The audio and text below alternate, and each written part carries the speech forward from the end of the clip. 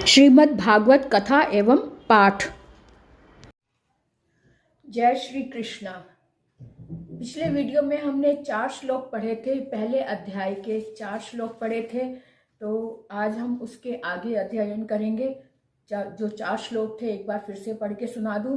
धर्म क्षेत्रे कुरुक्षेत्रे संवेतायुयुत्सवः मामकाः पांडवाश्चैव किं कुर्वत् संजय दृष्टा तु पांडवानीकं व्यूढं दुर्योधनस्तदा आचार्यम् उपसंगम्य राजा वचनम् अब्रवीत् पश्यैतां पाण्डुपुत्राणामाचार्य महतीं च मूं व्यूढां द्रुपद पुत्रेण तव शिष्येण धीमता अत्र शूरा महेश्वासा भीमार्जुन समायुधि युयुधानो विराटश्च द्रुपदश्च महारथ।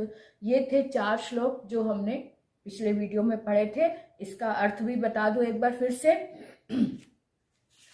कि जो धृतराष्ट्र जी हैं वो संजय से कह रहे हैं कि हे संजय, कुरुक्षेत्र में जब युद्ध के लिए सब इकट्ठे हुए हैं, जिनमें मेरे पुत्र और पांडु के पुत्र, इन सब के बीच में क्या हो रहा है, उन्होंने क्या किया, मुझे बताओ। तो संजय जी कह रहे हैं कि पांडु पुत्रों की सेना को देखकर और जो उन्होंने आकार बनाया है, सेना का व्यू आकार जो बनाया है, उसे देखकर दुर्योधन जो है वो आचार्य द्रोणाचार्य के पास जाकर कुछ कह रहा है। अब क्या कह रहा है कि वो कह रहा है कि तुम्हारे आचार्य द्रोणाचार्य के पास जाकर कहता है कि जो तुम्हारे बुद्धिमान शिष्य हैं, जो द्रुपद के पुत्र हैं यानी धृष्टद्युम्न है, जो बुद्धिमान शिष्य के द्वारा जो व्यूह आकार दिया गया है उसे देखो और पांडु पुत्रों की सेना को देखो। वो ये कह रहा है। अब आगे वो कहता है कि अत्र शूरा महेश्वासा। अब वो कह रहे हैं कि जो संजय है वो धृतराष्ट्र जी से कह रहा है कि दुर्योधन अब आगे कह रहा है कि यहाँ पर बहुत सारे महारथी जमा है, जैसे कि भीम अर्जुन के समान महान योद्धा युयुधानो, विराट और द्रुपद जैसे महारथी भी शूरवीर यहाँ पर विराजमान है। अब आगे हम पढ़ेंगे। 5वां श्लोक है। धृष्टकेतुश्चेकितानः काशीराजश्च वीर्यवान् पुरुजित कुंती भोजश्च शैव्यश्च नरपुंगवः। अब इसका टीका भी अन्वय करके देख ले। धृष्टकेतुः चेकितानः काशीराजः च वीर्यवान् पुरुजित कुंती भोजः च शैश्वः च शैव्यः च नरपुंगवः।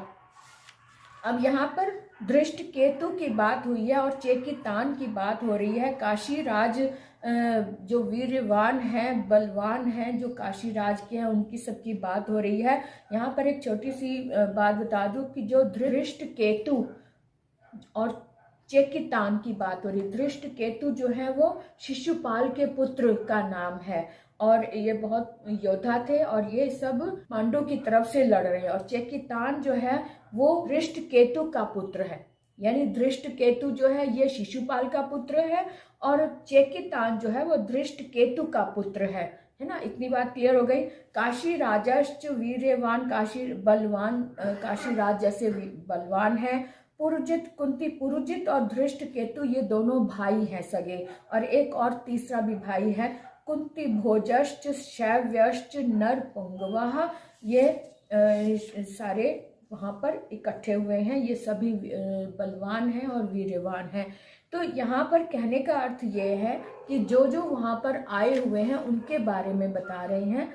अब दूसरा छठा भोज और मनुष्यों में श्रेष्ठ शैव्य, ये सब वहाँ पे विराजमान हैं। और साथ में पराक्रमी युधामन्यु तथा बलवान उत्तमौजा, उत्तमौजा भी नाम है एक, उत्तमौजा जो है वो सुभद्रा पुत्र अभिमन्यु भी वहां पर हैं, और साथ में द्रौपदी पुत्र द्रौपदयाश्च यानी कि, और द्रौपदी पुत्र, पांचों पुत्र द्रौपदी के पांचों पुत्र भी वहां पर हैं। ये सभी महारथी हैं, है ना। सर्व एव महारथा, ये सभी महारथी हैं।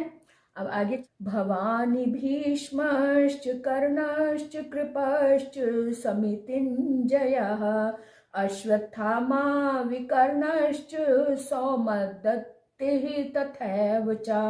अर्थात इसका टीका पहले अन्वय करके देखें। भवान भीष्मः च कर्णः च कृपः च समितिञ्जयः अश्वत्थामा विकर्ण च सौमदत्ति तथा एव च। अब इसको हमने अलग अलग करके पढ़ लिया। इसको पढ़ने में आसानी हो जाती है जब हम इसकी संधि को अलग करके हर एक अक्षर को छेद करके जब हम शब्दों को पढ़ते हैं तब वो सरल हो जाते हैं। जैसे समितिम जया है, ये तो एक नाम है, लेकिन तथा एव च ये है ना, सौमदत्ति तथैव च, सौमदत्ति तो एक नाम है, लेकिन फिर उस बीच में जो स है वो विसर्ग का लगा हुआ है, और तथा एव, है ना, इस तरह से ये अलग हो गया। अब इसको पढ़ के देखें ना, यानी कि आप और भीष्म, कर्ण और कृपाचार्य, समितिञ्जयः तथा साथ में अश्वत्थामा, विकर्ण और सौमदत्ति, ये सभी, तथा एव च ये सब ही भी हैं। ठीक है, आगे पढ़ते हैं। अन्ये च बहवः शूरा मदर्थे त्यक्तजीविताः नानाशस्त्र प्रहरणाः सर्वे युद्ध विशारदाः अपर्याप्तं तदस्माकं बलं भीष्म अभिरक्षितं पर्याप्तं त्विदमे तेषां बलं भीमाभिरक्षितम्।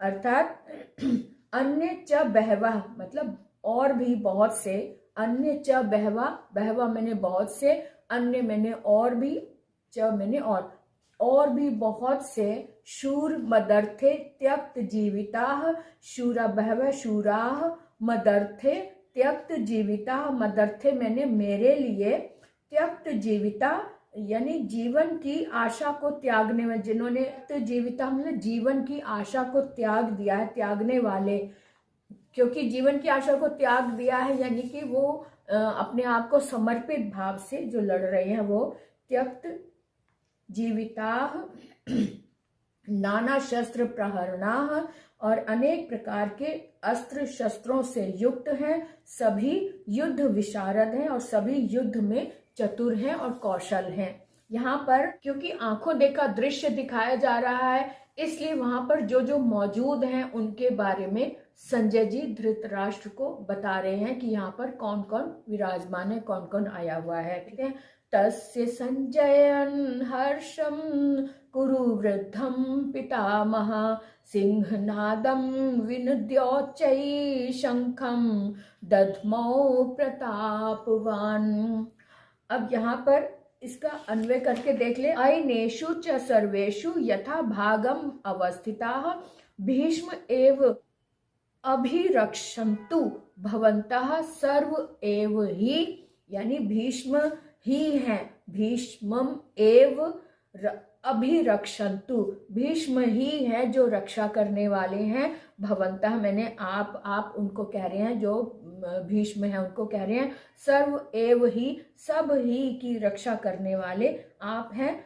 अभिरक्षन्तु का मतलब सब ओर से रक्षा करे भीष्म पितामह। तस्य संजनये हर्षं कुरु वृद्धः पितामह सिंहनादं विनुद्योच्चैः शंखं दद्मौ प्रतापवान। अर्थात तस्य संजनयन हर्षम कुरु वृद्धः पितामह सिंहनादं विनुद्योच्चैः शंखं दद्मौ प्रतापवान। अब तस्य मैंने उसके, उसके कौन, जो दुर्योधन है, दुर्योधन ने क्योंकि थोड़ी शंका जताई थी कि पांडु पुत्रों की सेना को देखो और अपने बुद्धिमान शिष्यों की सेना को देखो, तो यहाँ पर उसकी चिंता को देखते हुए पितामह जो है उसको खुशी प्रदान कर रहे हैं। कैसे?